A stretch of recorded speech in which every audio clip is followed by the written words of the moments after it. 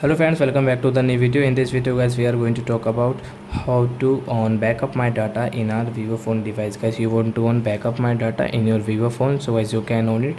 And guys, now let's see how to on backup my data in our vivo phone. In this video guys, I am going to show you how to on backup my data.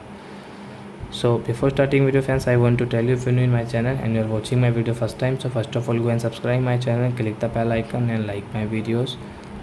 So friend, now let's start video. First of all, open your phone setting to on backup my data, then guys scroll it and guys click on this phone system setting.